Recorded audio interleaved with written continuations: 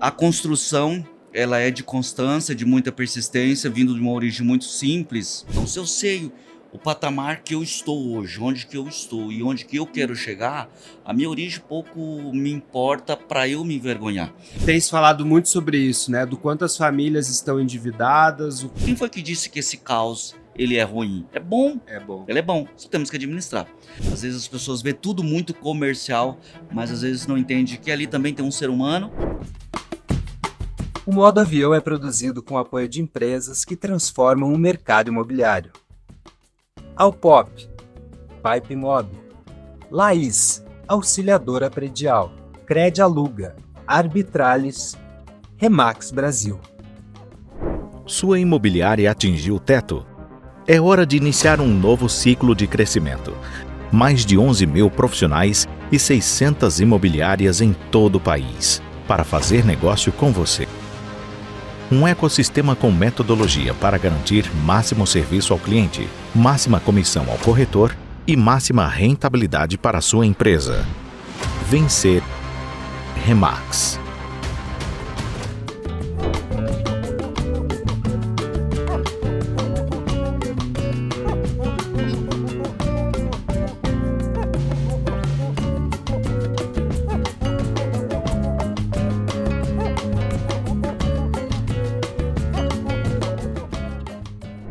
No Modo Avião de hoje, diretamente do estúdio Imob Report, no Cúpula Summit 2026, nós temos a oportunidade de conhecer e conversar com uma pessoa que representa muito do mundo de oportunidades que o mercado imobiliário oferece. Hoje recebemos aqui ele que é CEO da Locar Mais, o Israel Brandão. Israel, muito bem-vindo, obrigado pela sua presença aqui conosco.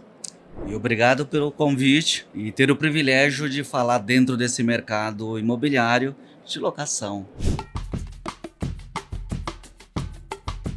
Vamos falar então de locação, Israel, mas antes disso eu queria ouvir um pouco da tua história, né? Você tem uma história muito interessante de como você ingressou no mercado imobiliário. Conta pra gente esse início. Legal, muito interessante.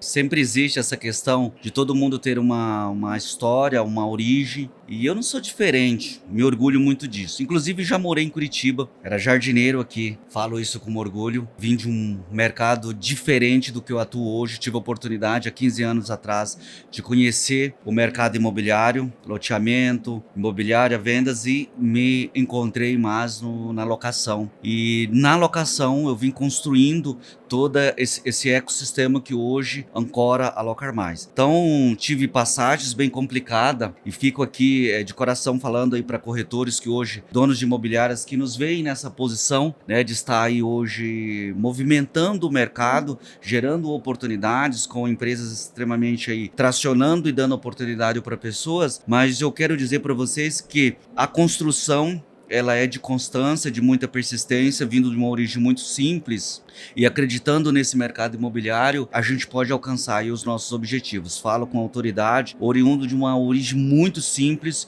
e hoje a gente ajuda, né, construir esse mercado com a Locar Mais e outras empresas do ecossistema que nós temos criado aí para alocação de imóveis. Eu gosto muito quando você traz o orgulho que você tem da profissão de jardineiro, que foi uma profissão que te sustentou durante um tempo até te levar ao mercado imobiliário. Ontem eu conversava com uma dona de imobiliária nesse mesmo estúdio e ela falou sobre como ela identificou dentro da imobiliária fundada pelo pai dela. O pai não queria que ela assumisse a empresa, circunstâncias da vida fizeram com que ela tivesse de assumir talvez antes do que o esperado, e só depois da morte do pai é que ela entendeu que, na verdade, o pai tinha vergonha de ser corretor de imóveis. Então, quando você traz o orgulho da profissão que você tinha antes e traz essa propriedade, fico pensando que isso conecta também, porque em alguma medida a gente está numa mudança. Acho que o corretor de imóveis definitivamente já alcançou e alcançará um lugar de prestígio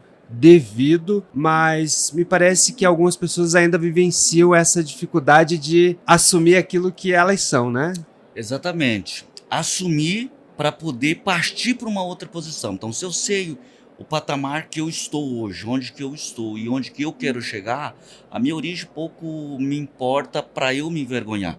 Então aqui em Curitiba, tá? Eu fiquei um bom tempo como jardineiro, panfleteiro ali no centro, sabe? Sim. Entregando aqueles panfletinhos de empréstimo. Então eu falo isso com muito orgulho, porque eu quero que isso fique como legado para as pessoas que estão hoje em algum momento de transição para entender que é possível. Então eu fiquei um bom tempo aqui antes de adentrar como corretor dentro desse mercado. E só para as pessoas que estão nos assistindo aqui entender, eu tenho imobiliárias em Maringá, imobiliárias em Londrina, imobiliária em Londrina, já tive aqui imobiliária em Curitiba, a gente encerrou as atividades aqui devido à gestão em São Paulo, e hoje, pelo crescimento da Locar Mais, que é nossa fiança onerosa, nosso sistema de locação com cartão de crédito, me proporcionou até diminuir um pouco a expansão com imobiliárias e ir para o SaaS, que é um viés que eu tenho me apaixonado bastante. Então hoje nós temos um RP, que é a IMO, voltado para atender o mercado imobiliário. Nós temos hoje um aplicativo de vistoria. Então temos um ecossistema voltado para isso, de alguém que lá atrás olhava e almejava uma posição.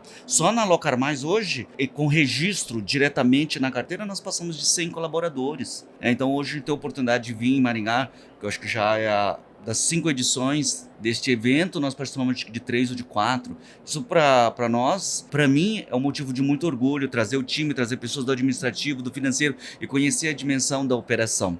Tá? Então, o corretor, o empresário, ele tem que ter esse entendimento. E essa transição, né? Corretor com muito orgulho por um tempo, mas hoje eu sou um corretor empresário. Né? Não atuo na ponta, mas sei todos os processos dessa operação. Quando você fala da história da imobiliária, a gente está falando da Locar Fácil lá em 2016, lá né? em 2017, porta de entrada. Essa imobiliária continua, é uma imobiliária que existe, mas hoje ela é um dos seus negócios, porque está dentro de um ecossistema maior. Então lá, só com a imobiliária em 2017, caixa apertado, eu aprendi a dominar e viver e fazer a empresa se pagar no sentido de locação, onde que todo mundo hoje tem um pé atrás, né? Será que isso rentabiliza ou não? Enfim. Então 2017, 18, 19, nós começamos a expandir com imobiliárias. Ali pertinho de Maringá tem Sarandi, nós abrimos lá. Tem Londrina, nós abrimos lá. E abrimos aqui em Curitiba. Então em Curitiba já começamos também a despontar as outras plataformas, onde hoje o mercado que dependemos muito de mão de obras qualificada e pelo volume da operação, só estamos hoje em Maringá, administramos toda a carteira dali, mas é um dos nossos negócios dentro do grupo que hoje administra toda a nossa operação. Para quem é de fora do Paraná e está nos ouvindo, Maringá e Londrina são duas importantes cidades do Centro-Oeste, né, no Paraná, e aí Curitiba vem depois. Imagino que aqui daí vem ver-se frente a uma realidade maior, né, uma operação, um volume maior. E aí eu queria entender como que surgiu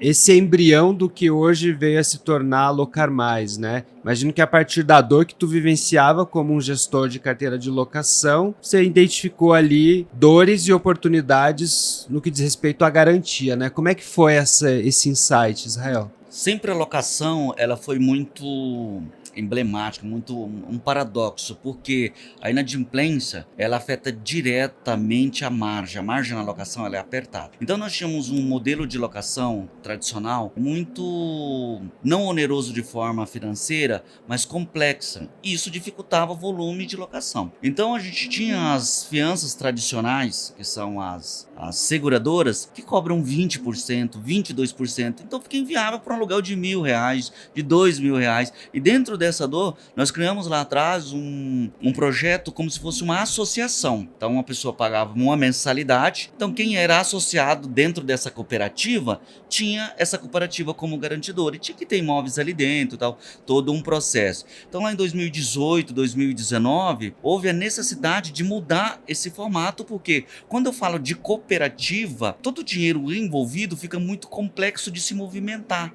Sim. Porque eu preciso de uma diretoria, eu preciso de muitas pessoas se posicionando de forma estratégica dentro desse movimento. Foi quando nós mudamos o formato Entendemos que com a fiança desvinculada, com um poder mais centralizado em poucas pessoas, a gente dava mais velocidade. Então, para facilitar essa operação, que era muito embrionária no mercado, a fiança onerosa, onde que muitas pessoas são bem céticas quanto a isso, acelerou as locações e houve aí uma velocidade maior. E o mercado nacional, ele é muito tradicional. Por exemplo, nós estamos no mercado de São Paulo e lá, por incrível que pareça, a fiança que mais vende lá é o título de capitalização. Você vai para o Nordeste, a fiança que mais vende lá é a garantia calção. Então hoje a fiança onerosa, ainda hoje, com tantas outras empresas que entraram dentro desse mercado, ainda representa 35% do volume de 2 bi que movimenta esse mercado de locação.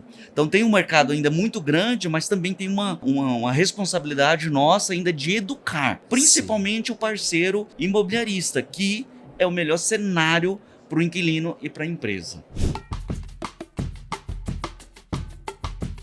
Eu queria te ouvir especificamente com relação a essa solução pelo cartão de crédito, né? Como é que foi a montagem desse produto, Israel? Hoje, eu até falei um pouquinho antes aqui ontem, né, primeiro dia, sobre a maturidade de entendermos esse cenário e as responsabilidades. A gente fala que é uma fiança onerosa onde que cobra e não tem um fiador. Mas tem sim. Sim. Tem o fiador, que é o cartão de crédito, ou que é o coinquilino, que é um outro CPF com nome. Por que o cartão de crédito? Porque conforme o cliente deixa um cartão de crédito ali atrelado, você facilita e você equaliza e você traz poder de caixa e poder de equity para a operação. Então, quando o cliente ele faz uma operação e ele deixa ali o cartão de crédito dele ancorado, você garante a inadimplência, você garante os recebimentos e você garante o fluxo para a imobiliária. E às vezes, com falta de maturidade, para fazer um volume a qualquer preço, a qualquer custo, o mercado tem desmantelado isso. E quando desmantela esse fluxo, cria uma bagunça. Sim. Mas por que cartão de crédito? Então, o cartão de crédito tem uma magia por trás. Quando dá exatamente 12 meses ou quando dá exatamente 30 dias, entra aquela recorrência e eu não preciso me esquentar a cabeça com o cliente. O cliente está pagando e ele está tranquilo. Uhum. E isso é um modelo somente replicado que nós estamos fazendo. Porque as grandes redes de academia, as grandes operadoras, se você pega uma Netflix é assim. Se você pega qualquer um outro sistema, é dessa forma. Garante uma saúde para o caixa da empresa, garante uma estabilidade econômica e também a gente cria na cabeça do inquilino que existe uma responsabilidade, que o negócio não é um oba-oba. Tem facilidade para alugar? Tem, mas tem uma responsabilidade. Sim. Ele tá com um cartãozinho dele ali que se ele aprontar qualquer coisa ou fugir da responsabilidade dele, vai ser cobrado. Eu queria explorar um pouco isso, porque você comentou do quanto esse cenário da inadimplência é tóxico para a imobiliária, né? Isso uma dor que fez com que você entendesse a oportunidade aí da garantia onerosa. Só que aí, quando a gente junta essas duas palavrinhas, né? Inadimplência e cartão de crédito, tem se falado muito sobre isso, né? Do quanto as famílias estão endividadas, o quanto o cartão de crédito acaba sendo colocado como um vilão nessa história, assim. Como que você analisa e o que você poderia trazer de dados assim do comportamento, né, dos inquilinos, dos clientes com relação a esse comportamento de inadimplência a partir do cartão de crédito? Porque aí se ele fica inadimplente com o cartão de crédito, o buraco daí é um pouco mais embaixo, né? Quando o cliente ele fica 100% inapto, perdeu força de crédito em todas as pontas, é um cenário complexo para todo mundo, então não tem milagre. Mas quando a gente fala de cartão de crédito, existe um cenário no mercado que as bandeiras e os bancos, eles não vão tomando o teu crédito porque você ficou restrito em algum banco ou em alguma operação, tá? Então se eu tenho uma assiduidade com os meus pagamentos frente, por exemplo, a um banco e tive implicações no outro, aquele meu crédito ele não é retirado. E a pessoa passa a cuidar melhor, inclusive, daquele crédito. Esse é um cenário sabido de todo o mercado. Então, quando eu estou ancorado ainda em algo que esse cara tem no mercado, me possibilita, eu quero dizer, eu ser o primeiro a receber o meu valor. Porque quando o cliente ele implica e chega no cartão de crédito dele, isso é dados concretos do mercado, ele já teve problema em todos os outros cenários. E o Sim. cartão de crédito ele deixa por último, por quê? Ele pensa ali em vários fatores que ele precisa do cartão. Então ele vai entrando em outras complicações, mas o cartão de crédito, a moradia, a parcela do carro é o por último que ele tenta proteger. Porque quando ele chega nesse cenário, aí acabou tudo. Então eu acabo, dentro de um cenário de inadimplência, tendo preferência nesse crédito que ainda sobra. E nós temos hoje, por exemplo, inadimplência e renovação dentro de um universo que a Locar Mais hoje valida mensalmente, um recebimento em torno aí para um universo de 100, de 60% a 70% de pessoas restritas que têm o cartão de crédito, que num outro cenário não receberíamos. Nós temos uma renovação no cartão de crédito de 60% a 70%, onde no boleto, na recorrência, a gente não recebe. Porque é a primeira coisa que a pessoa já trava. Agora, onde ele tem outros compromissos e ele segura até o último momento, nós conseguimos estar nessa janela. E o objetivo é aumentar o meu recebimento. A inadimplência ela vai ter. O comprometimento com o parceiro nós temos. Mas isso proporciona para as empresas ter mais fluxo de caixa para custear e ser menos solavancada dentro dessa margem de spread que essa Selic tão alta tem trazido para o nosso mercado. Então hoje a inadimplência ela está forte na vida do brasileiro, mas todos prezam pelo cartãozinho de crédito. Sim. O cara ele tem um probleminha financeiro ali, principalmente de questão de SPC, que é lojista, que compra mais local no mercado, mas ele tá lá com seu cartãozinho do Nubank com seus R$3.000, para ele fazer sua comprinha, para ele sair. Então é nessa janela que a gente tem muita oportunidade de recebimento mesmo na inadimplência. Tem um componente cultural muito forte, né? Historicamente. Eu ouvi há dia desses um episódio de podcast em que o entrevistado falava, não me recordo agora o nome dele, mas ele falava sobre essa coisa do sonho da conquista do brasileiro sempre foi a prestações, né? Devido a um patamar de renda mais baixo. E mesmo hoje, pessoas... ontem tivemos aqui a palestra do Michel Coforado, quer dizer, mesmo a alta renda utiliza do cartão de crédito para parcelar e manter o seu dinheiro aplicado. Você tem os programas de benefícios envolvidos todos. Então, a questão me parece estar muito mais no comportamento de um uso mais saudável dessa ferramenta, mas que ela seguirá sendo relevante, né? Exatamente. Hoje a gente nem olha quanto a pessoa ganha, a gente olha como a pessoa paga. E os bancos, as bandeiras, elas têm muito se preocupado com isso, ser ajustado. Por exemplo, um cartão de débito, ele vira cartão de crédito em questão de pouco tempo. Sim. E como que eu faço? Pega teu dinheiro e aloca lá. Então, o teu dinheiro fica parado, rendendo ali retorno de CDB, de CDI, e você ainda usa essa funcionalidade de crédito, porque o mercado ele se protege em cima disso, se adaptando ao momento que a gente vive, com uma taxa Selic muito alta, né? Sim. E a gente precisa também se adequar dentro desse mercado para sobrevivência. Gostei muito dessa frase, né? Menos sobre o quanto a pessoa ganha e mais sobre como ela paga.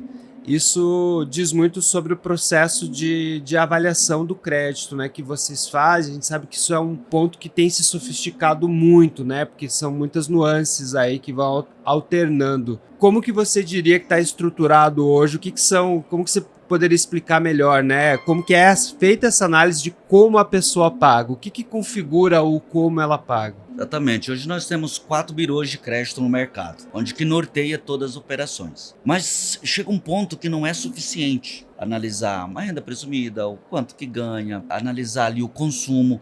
Hoje a preocupação do mercado não é nem com volume de entrada, é com volume de compromisso. Então a gente pega ali uma... Compromisso fixo? Compromisso com o que ele pega de crédito no mercado. Certo. Então nós temos um perfil de empresário, ele toma muito crédito e ele tem um volume grande na operação, mas ele é um cara de risco, porque ele tem muito altos e baixos. Então nós temos ali um cara que ele ganha R$2.500, mas se você for pegar o histórico de cartão de crédito dele de 3 anos, de 4 anos, é assustador. Como esse cara, em 4 anos, ele não paga em um dia esse cartão atrasado. Então quem somos nós para não conceder uma vantagem, um benefício para esse cliente? Mesmo com uma renda inferior. Mesmo com a renda inferior. E quem disse que talvez não é o nosso cliente preferido?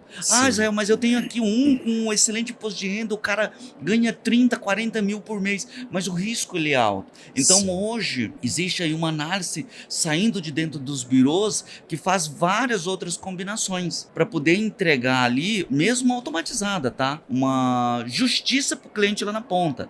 Esteve no mercado, o governo tentou lançar, já tem de mais de 4 anos isso, o score positivo. Sim. Mas não pegou, até porque a gente não quer deixar nossos dados em nenhum lugar. Sim. Porque a gente já é muito atacado, né? Com tanta oferta, com isso, com aquilo. Mas o score positivo a gente tem olhado para poder atender melhor o cliente. O que eu posso liberar para ele? Né? Até qual o limite de locação para esse cara? E está muito ancorado com o comportamento dele. E eu faço uma analogia até para dentro dos processos empresariais, dentro das empresas. Às vezes eu tenho uma pessoa que entrega muito números, bate meta. O cara, ele é um trator dentro das operações. Mas qual o comportamento desse cara dentro da minha equipe? Sim. Como que ele se comporta? Como ele se relaciona? Ele não vai ocupar aquela posição. O risco é mais alto. Exatamente. Ele pode trazer um estrago maior, o verdadeiro pata ali de elefante. Entendeu? A gente se preocupa muito com isso. Me chamou a atenção você dizer que o score positivo não pegou, porque eu já ouvi assim, trazendo um pouco da nossa origem, imagino que você talvez tenha vivenciado isso também. A gente que veio de famílias que não eram exatamente abastadas e conviveu com mãe com nome sujo, pai com nome sujo. Aquela luta. Pagar as contas em dia é algo muito importante pra gente, né? Esses dias eu conversava com um amigo que falava assim, eu quero score 1000, eu não aceito baixar aquilo ali, porque eu vi o quanto os meus pais sofreram com isso e tal, então tem uma geração aí que eu entendo sofreu com isso com os seus pais e que, portanto, isso tem valor. Me chamou a atenção daí você dizer que foi algo que não pegou. A geração dos 40, já tá passando dos 40, que é essa geração muito preocupada com isso, meu pai ele se preocupava com o nome e com a palavra, Sim. entendeu? Hoje a gente tem essa cultura porque nós pegamos isso. Essa galera que tá chegando hoje não quer saber disso. Se eles acharem que não é legal, que alguma coisa está sendo arbitrária, eles vão deixar para lá. Não tem essa preocupação, e é exatamente aquilo que você falou. Nós viemos de uma geração vista pelos nossos pais que ter crédito, ter nome bom é valor. Era uma questão quase religiosa, né? Exatamente. Recentemente, nos últimos 6, 7 meses, o governo mudou essa política. Então, hoje nós não temos mais essa questão de se cadastrar. Hoje nós já estamos. Sem querer, querendo, nós estamos dentro do score positivo. Então, Sim. a gente está conseguindo hoje, nos últimos meses, ter essa justiça. Então, eu puxo lá, eu pego o teu nome. Então, os 4 birôs, principalmente o último birô, que é um fundo de dados pessoais que os bancos têm, os bancos têm todos praticamente uma força de dados, mais o governo federal. Sim. Ele tem, né, pelo SUS, pelo nascimento, hoje está muito amarrado. Então a gente tem o comportamento e quem atua dentro dos 4 birôs consegue dar essa justiça. Eu quero alugar um imóvel de R$1.000, eu ganho R$1.800, mas existe um levantamento, um estudo que uma pessoa dificilmente mora sozinha. Ele sempre vai compartilhar com alguém. Então, eu consigo aumentar essa possibilidade para ele sempre dentro desse entendimento no Brasil, até por ser dono de imobiliária, nunca ninguém vai assumir um único nome, um imóvel de 3 mil, de 4 mil. Uhum. Ou ele vai trazer mais pessoas para estar com ele, ou ele tem a família, ou ele tem ali o cônjuge, ou filhos, ou ele está mudando de fase, de etapa do cenário financeiro dele. Então ele tem mais pessoas. Então a gente olhando como esse cara se comporta dentro do mercado, a gente consegue atender mesmo não olhando essa questão de renda, mas o comportamento dele dentro do mercado. Tem muito cliente com uma ótima renda, com inadimplência no mercado, ações de despejo, uma preocupação enorme. Muito interessante isso, me faz lembrar do índice Superlógica de inadimplência que eles aferem, que historicamente sempre o maior índice de inadimplência estava alocado nas rendas mais altas e não na renda mais baixa. Então, o que corrobora o que você traz, né, Israel? Volume de renda não é o principal indicador para aferir uma qualidade de bom pagador, né? No primeiro trimestre agora, Superlógica mesmo, trouxe que o maior índice de inadimplência estava nos aluguéis de R$13 mil. R$13.000. Que não é Exato. comum. Estamos falando de um percentual bem menor de locação. Quem faz uma locação de R$13 mil não é o cenário do brasileiro. entendeu? E isso preocupa muito o mercado, ele é um movimento que a gente tem que estar muito atento. Dentro das imobiliárias, eu tenho ouvido muito o quanto eles têm apostado em diversificar as garantias, né? De ter várias opções como um cardápio para oferecer para os clientes e também para que eles não estejam dependentes, né, de um único parceiro. E nessa linha também eu começo a perceber que as imobiliárias começam a associar cada garantia a um perfil de inquilino. Qual que é o perfil da Locar Mais? O que vocês têm percebido assim que tem recebido o maior volume de pedidos direcionados a vocês? Né? Legal, bacana. Muito bacana essa ideia. Ó, deixa eu só voltar um pouquinho aqui no início da tua pergunta. Hoje o imobiliarista, de verdade, ele tem se preocupado com isso, porque o mercado, assim como todos os outros pontos de consumo, existe aquele empresário emocionado que não é da vivência do mercado. Então nós tivemos recentemente empresas que não é do nicho, não entende esse jogo, que entram pensando em rentabilidade. Isso trouxe uma insegurança para o mercado. Então hoje todo o imobiliarista, ele tem essa preocupação. A quem eu entrego a chave do cofre do meu patrimônio, dos meus proprietários? Então diversifica, porque eu posso ter problema. Então já tem esse movimento e eu acredito que eles estão de parabéns. Eu faria o mesmo. Inclusive dentro da nossa imobiliária eu alugo em todas as modalidades e com todos os parceiros. Eu tenho os outros parceiros cadastrados, porque se o cara não é o perfil da nossa operação, não vou perder o cliente. A outra parceira aceita, tá tudo bem, tá tudo certo. Porque a imobiliária é para alugar. Né? Sim. Então hoje o nosso público, ele é um valor de um ticket mais alto. Nós temos cada vez nos especializado mais em valores maior para locação. Então essa semana, inclusive, nós lançamos um plano chamado de Light. E esse plano é para atender locações de até R$100 mil. Que o mercado tem essa preocupação, não libera. A gente já sabe que no máximo é em 6, 7 mil reais. E nós alugamos muito de 15 mil, de 20 mil, de 25 mil, de 30 mil, pensando no mercado que está fora do atendimento. Porque todo mundo está brigando lá pelo ticket médio, que é 2 mil e pouquinho o valor da locação. Então a gente está saindo dessa bolha atendendo um volume maior, porque tem muita gente precisando.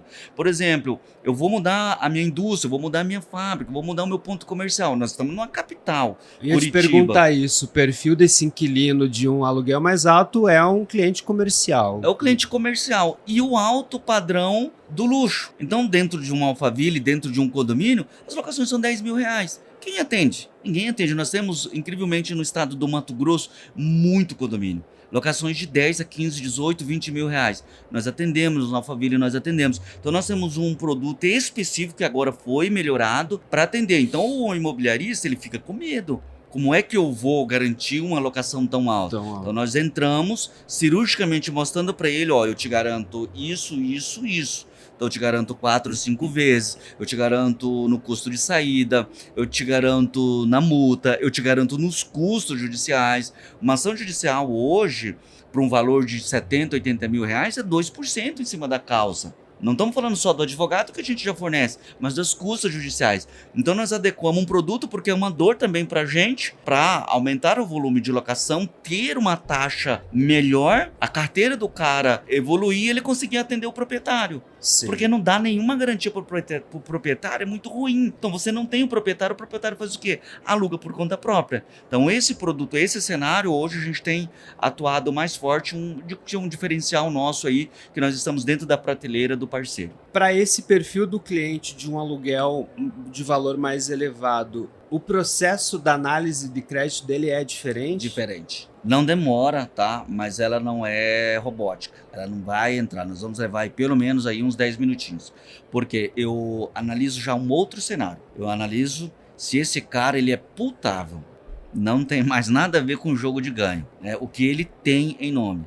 Vou pegar aqui não é só a verbalização de ser rico. Esse cara ele tem que verdadeiramente ser rico. Então, se ele tem um imposto de renda, ele não tem um imóvel no imposto de renda dele, ou 2 imóveis no imposto de renda dele, como ele quer alocar um imóvel de 20 mil, de 30 mil, como é que ele quer alocar a empresa dele? Então, se esse cara tem uma pane, um processo de 100 mil, 200 mil reais, como que nós vamos conseguir reaver esses valores. Sim. Porque o parceiro vai ter que ser pago. Então a gente descobre e faz um levantamento rápido no CPF dele, o cara tem 2, 3 imóveis. E ninguém vai tirar um imóvel do nome devido a uma conta de 50, 60 mil reais. Porque no Brasil é oneroso tirar um imóvel do nome para fugir de dívida. Sim. Então ele vai pagar só de TBI 2%. De 1 milhão, o cara quanto que ele já vai pagar? Então é melhor ele fazer um acordo do que ter o imóvel bloqueado. Porque isso a gente bloqueia muito rápido.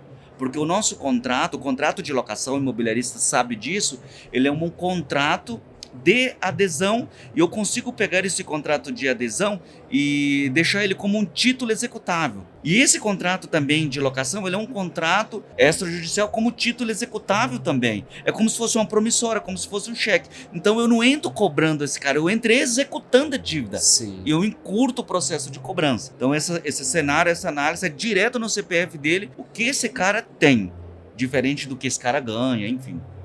Interessante porque me remete à palestra que a gente teve aqui com o Michel Alcoforado, que falou sobre coisa de rico. Interessante você dizer, né, que ele tem que demonstrar que é rico pela posse, não pelo perfil no Instagram, né? E não pela aparência, o que diferencia um de outro. Eu queria pegar ainda um gancho nisso, já que a gente trouxe esse tema como um tema relevante aqui com a participação do Alcoforado e esse sendo um público foco dessa nova solução que a Locramais está oferecendo para as imobiliárias. Quem que é esse sujeito? Quem que é o inquilino de locação residencial da alta renda? Legal, bacana. Esse cara, ele é um cliente em ascensão. Ele é um executivo, ele é um diretor de empresa e, por incrível que pareça, muitas dessas pessoas, eles são posicionados, eles são custeados, eles estão no mercado pelas empresas, pelas companhias. Há 2 anos e pouco, vou citar um exemplo aqui, o Wesley Batista, JF, está alugando 3 imóveis com a gente. Falei, cara, esses caras não estão alugando, esses caras não estão alugando, a empresa deles aqui, é uma das empresas JBS, porque eles têm ali no interior do noroeste do Paraná, eles têm muitos negócios, tem muitos frigoríficos. Cara, não estão, esses caras não vão assinar, não vão passar cartão de crédito, não é assim, os caras estão no outro patamar. Não, é o diretor deles. Tá, tem a procuração? Tem. Me chamou a atenção, vamos lá então ver a documentação. Então tava lá o diretor, que assina pelo grupo JF, que a JBS estava alugando 3 imóveis de grande porte para criar 3 centros de capacitação de fundação, né? Tipo o Bradesco tem, para preparar os funcionários deles, criança, naquela região. Tudo custeado, e aí tinha que alugar para os diretores, tudo custeado pelas operações. Então são os executivos, diretores de empresa, principalmente quando eles estão mudando dentro das grandes capitais, e aquele cara também que está em ascensão. Sim. Então ele tem. Vindo para cá agora recentemente, locação dentro do Alphaville. Os meninos, o time executivo, o time comercial, os executivos já chega assim, olha o influencer que está alugando com a gente. O cara, você acredita? O cara tem não sei quantos mil seguidores, influente, imposto de renda, ele tem isso, tem... Cara, legal. E agora ele quer morar nesse lugar.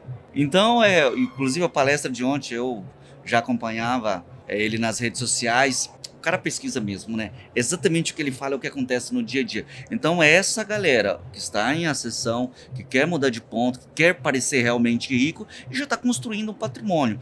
E no comercial, os empresários. Tá pequeno, vou aumentar, vou expandir ou vou abrir mais unidades no Brasil. Muitas franquias. Por exemplo, tem uma franquia que sempre aluga com a gente, aquele Mundo Animal. Sim. Eu não sei se tem aqui. Mundo Animal é do Pet Shops, né? Mundo Animal, ele é uma franquia que tem diversão, brincadeira para crianças, os pais levam. Na verdade é uma rede de Fast... salões para locação, para festa infantil, alimentação. Exatamente. Tem várias no Brasil. Cara, a gente trata direto com a diretoria, porque os aluguéis são altos e é difícil de fazer, os caras conseguirem fazer a locação. Então a gente já tem uma condição especial, já tem uma taxa especial e eles sempre alugam com a gente. Então a gente tem atuado bastante nesse público e é muito bom para o parceiro. Uma locação de 40 mil, de 30 mil reais. Então para o corretor a intermediação é muito boa, a taxa de administração é muito boa, que ajuda a alavancar a carteira de locação e deixa o dono do imóvel tranquilo. Nesse caso, eles são clientes que vieram pela Locafácil, pela imobiliária, ou depois de estabelecer esse contato com a garantia, eles se tornam clientes por meio da garantidora. Eles vêm pelos parceiros imobiliaristas. depois eles viram ali parceiro Locar Mais, viram clientes Locar Mais. A Locar Mais, ela fica muito no B2B e B2C. Primeiro ele vem do B2B, né? Ele Sim. vem do nosso parceiro imobiliarista e depois ele vira o nosso cliente e a gente tende ali a dar um atendimento legal para ser um apoio ali para a imobiliária também. Uma pausa rápida no seu voo para um aviso importante. Você pode até colocar o celular no modo avião para ouvir esse episódio com tranquilidade, mas a sua imobiliária não pode parar. É para isso que a inteligência artificial da Laís serve. Enquanto você ouve a gente, a Laís está lá, atendendo e qualificando seus leads e pré-agendando visitas para o seu time, 24 horas por dia, 7 dias por semana. Conheça a IA que trabalha enquanto você voa. Acesse www.lais.ai ou o link na descrição do episódio e saiba mais.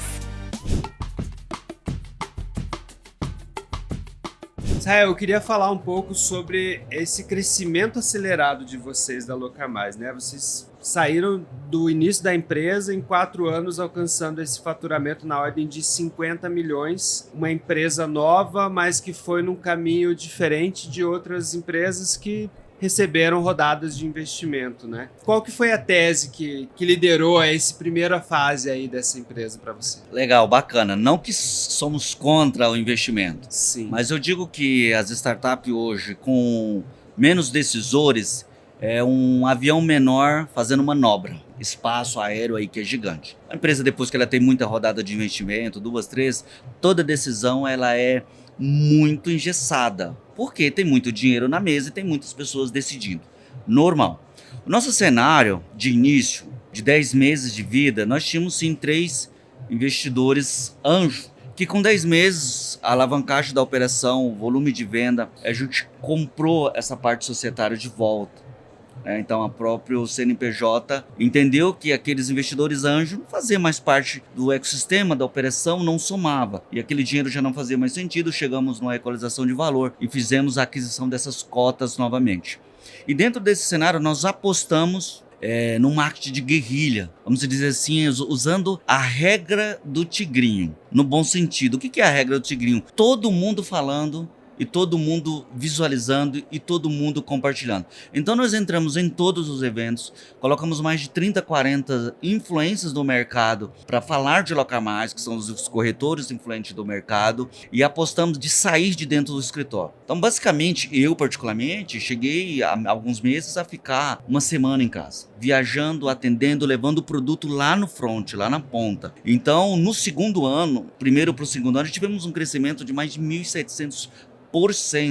Então a gente saiu de um faturamento ali de 30, 40 mil já rapidinho para $500 mil, 1 milhão a cada mês. Então essa entrada muito forte dentro de uma janela de humanização que é, você tem alguém para bater, você tem alguém para falar agora, é eu. Então nós espalhamos no Brasil mais de 100 executivos. Que hoje, pensando, eu fico até preocupado se teríamos coragem de fazer isso novamente. Então tínhamos ali muita gente lá na ponta para atender e para trazer esse parceiro. Então nesse momento especial, o ataque bem grande no mercado proporcionou a gente ser visto por muita gente simultaneamente e usar o nosso produto. Então o valor e o volume de venda até nos trouxe um pouco de problema. Que no terceiro...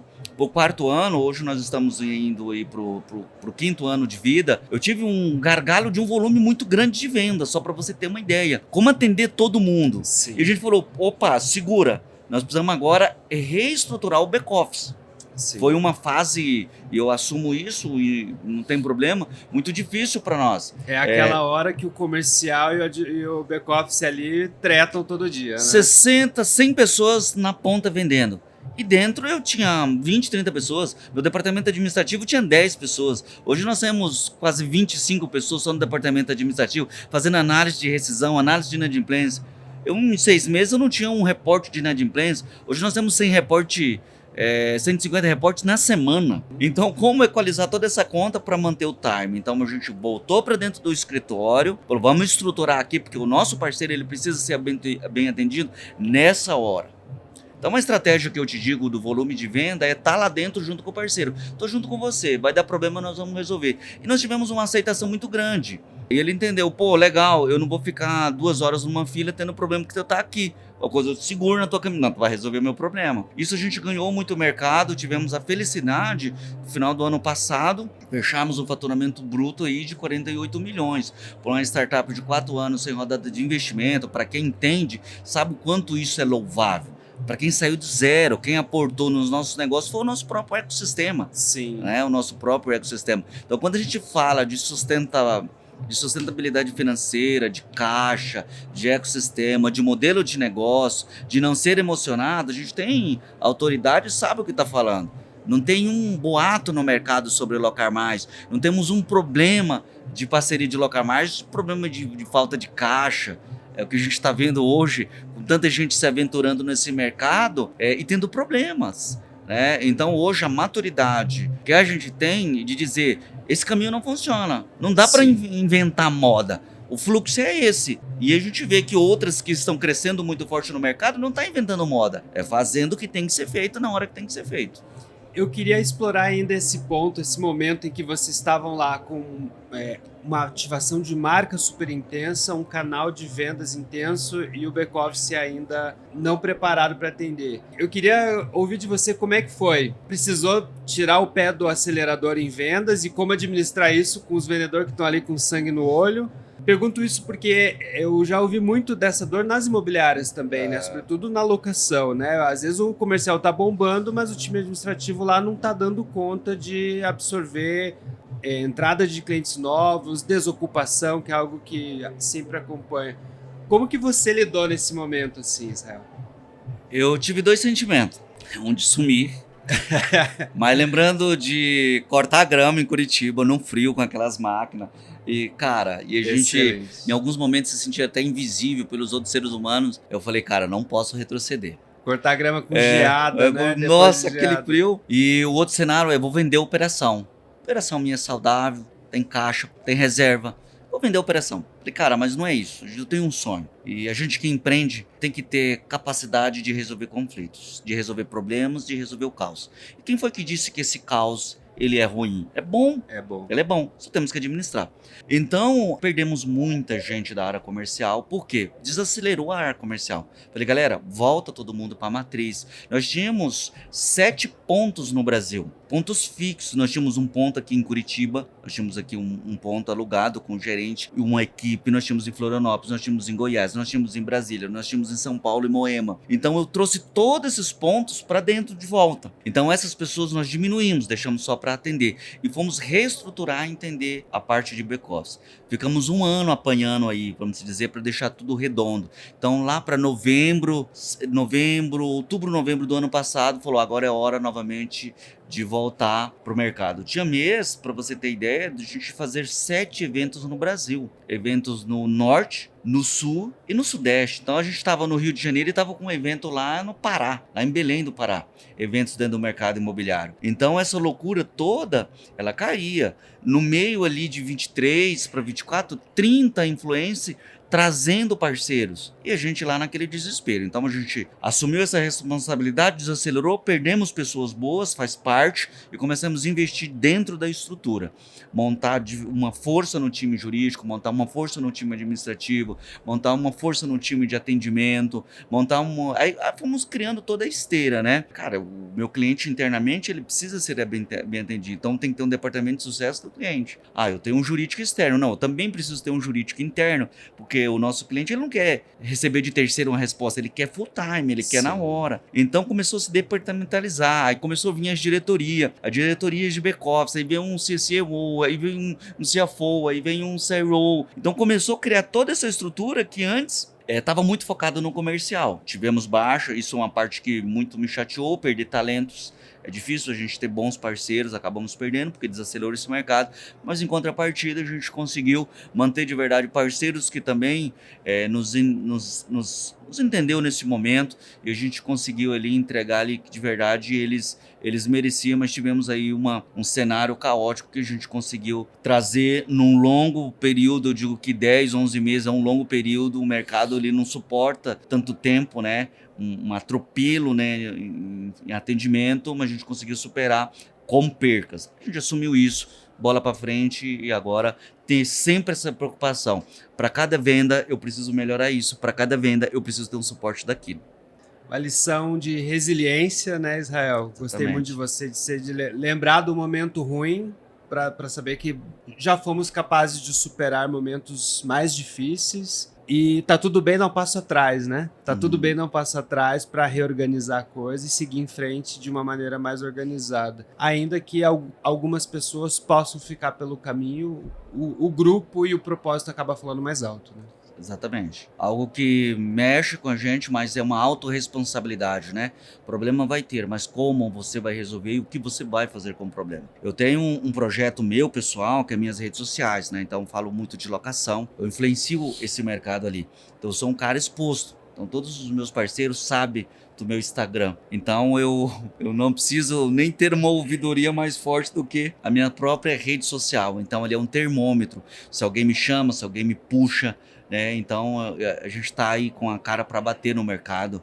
Eu tenho bastante seguidor no Instagram, no TikTok, então eu tenho bastante essa influência. Estou todos os dias gerando conteúdo lá, porque se tem uma coisa que a gente não tem medo é de pôr a cara para bater e de falar, cara, eu tô aqui, tô na frente, fala comigo. É o que o teu problema nós vamos resolver.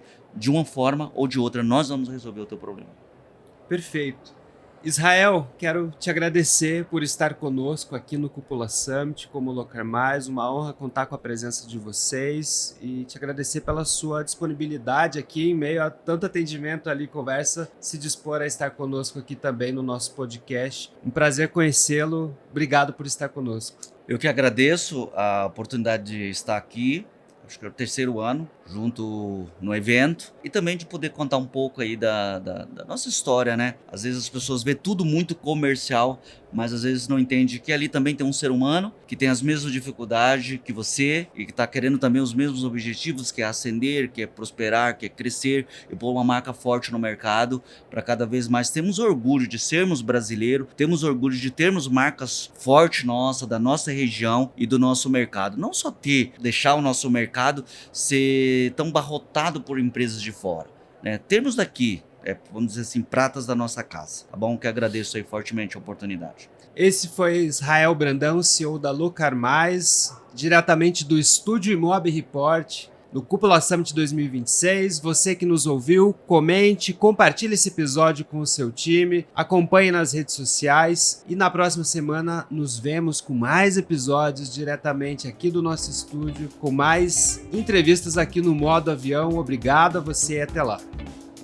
Modo Avião é um conteúdo original Imob Report, com realização da Cúpula, com apoio de Alpop, Pipe Mob, Laís, Auxiliadora Predial, Credialuga, Arbitralis e Remax.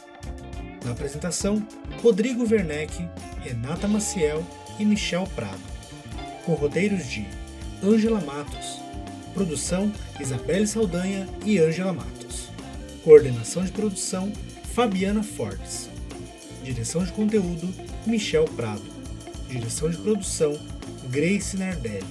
Edição e pós-produção, Dice Masters Podcasts Multimídia.